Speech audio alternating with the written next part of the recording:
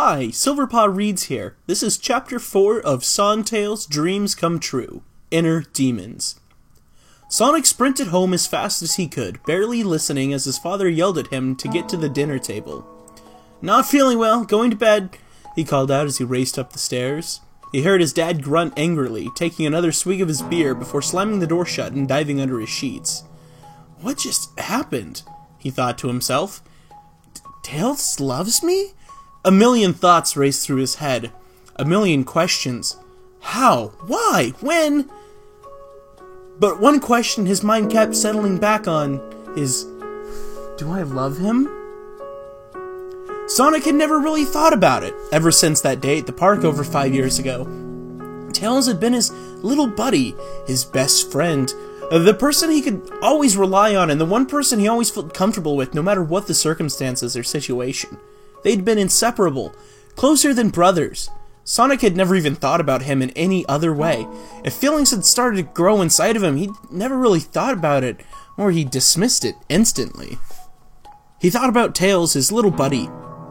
Suddenly, instead of the normal way he pictured his fox friend, something seemed different. He seemed cuter, smarter, and lovelier? His mind seemed to stop at Tails' face, his cute, frilly white muzzle, the 3 bangs that were always neatly combed out from the top of his head, the pilot goggles that seemed to always wear that, although that many of the other kids made fun of him for wearing the pilot goggles, Sonic always loved them. Finally, his cyan/blue/emerald eyes that seemed to shimmer like a beautiful tropical bay. How had he never noticed Tails this way before? No! His mind shouted. Chaos will look down upon you! You like girls! You like Amy! Sonic shuddered when he thought this. That pink hedgehog who constantly stalks him and tries to kiss him can't take a hint. He liked her as a friend and would never like her more.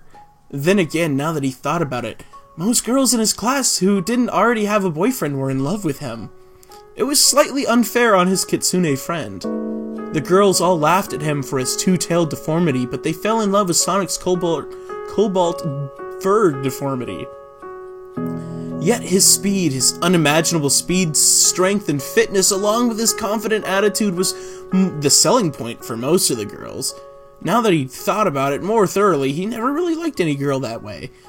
All the other guys would constantly talk about the girls they liked, but Sonic hadn't never felt about anybody that way.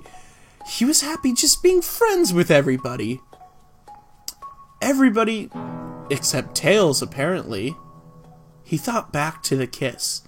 The wonderful, unimaginable kiss. Why did it feel so good? Sonic licked his lips, moving his tongue through his mouth to taste the remnants of Tails' saliva, enjoying its distinct taste. Stop that now! His mind shouted again.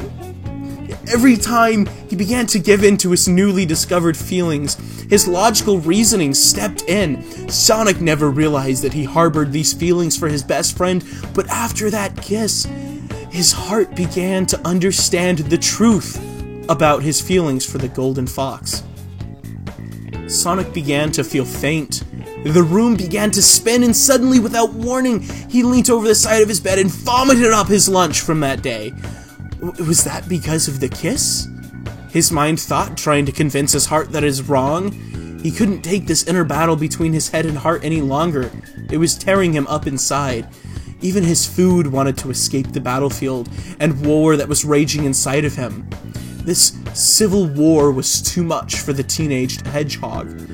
His senses slowly began to fail him as his sickness grew inside of him. His smell failed as his sinuses filled with mucus. His eyes watered and his sight began to fail. Sounds became muffled and his tongue grew dry.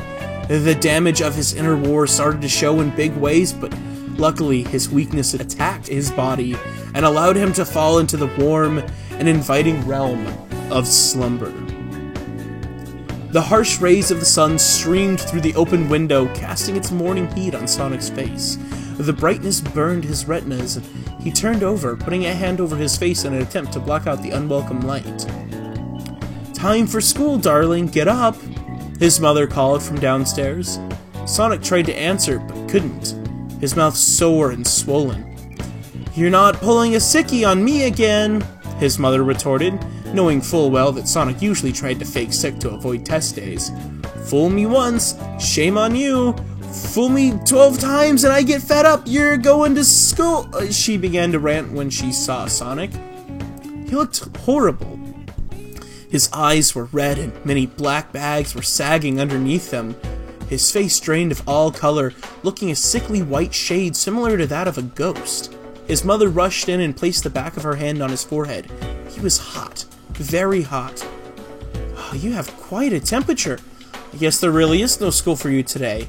Oh, sleep tight, I'll make you a special soothing tea," she said softly, and then retreated out of the room, leaving the door slightly ajar so the loud noise of the lock mechanism clicking shut wouldn't hurt his head. I'm sorry, Tails," he spoke softly before drifting off into his dreams again. The day flew by as the fluffy white clouds danced in the cold winter sky of the late November days. Sonic woke frequently to indulge in many warm gulps of his mother's herbal tea. He didn't know how she made it, but it seemed to be doing the trick. Slowly his sinuses cleared up, his eyes stopped watering, and his throat cleared up. Late afternoon finally rolled around and the sun began to sink into the horizon. Sonic sat up and stumbled into the shower. He was an aquaphobic, meaning he had an irrational fear to water, and although he knew it couldn't hurt him, he couldn't swim and felt horrible submerged in liquid in which he couldn't run around and be free. He shuddered, wishing he didn't have to be.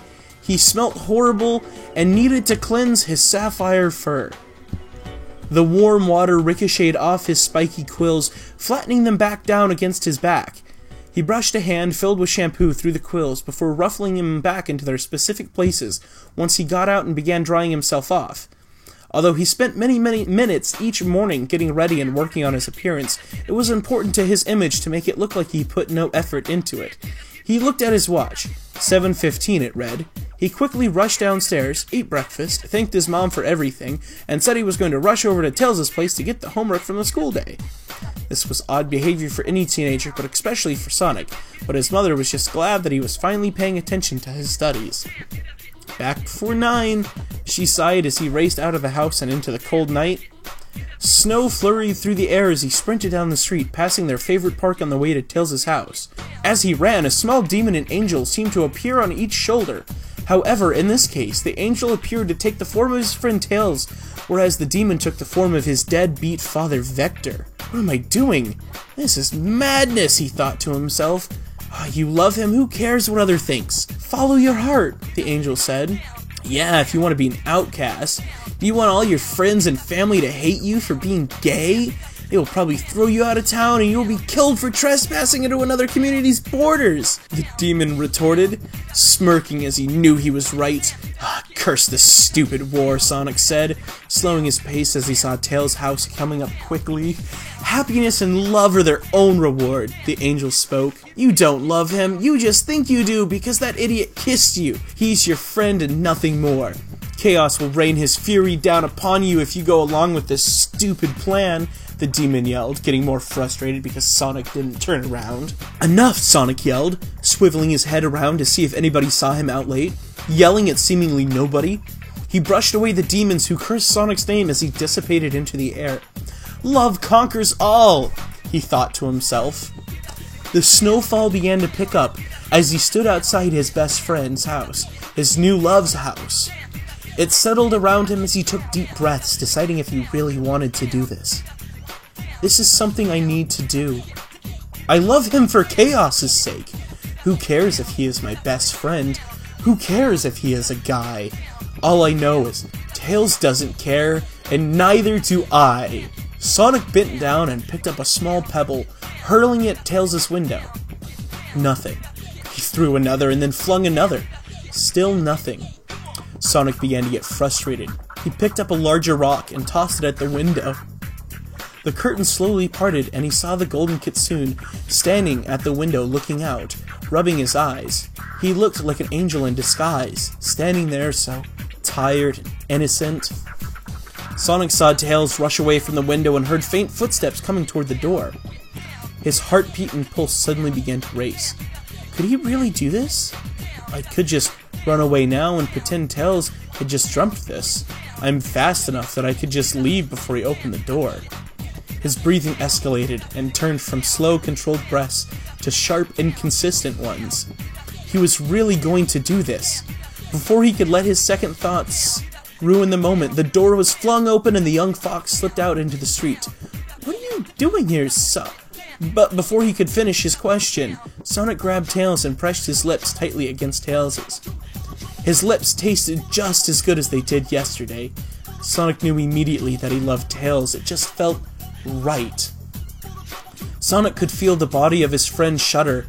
He hoped it was because of the kiss and not because of the cold winds that whipped the fur of the two friends as they embraced each other. Sonic pulled apart finally and whispered into Tails' ear, "Me too. I do love you, Tails." Sonic quickly turned and sprinted away, back to his house before Tails could say any more. He raced upstairs and dived under the covers. He couldn't help or hide the gigantic smile that crept its way onto his face. He sighed as he fell back onto the bed and pulled the covers up nice and tight, wishing they were Tails' arms. "See you tomorrow, little buddy, my little prince," he whispered to himself as he closed his eyes and relinquished himself to the many wondrous dreams of Tails that flooded his mind that night. That's it for Chapter 4. Join us next time with Chapter 5, titled, "What Are We Doing?"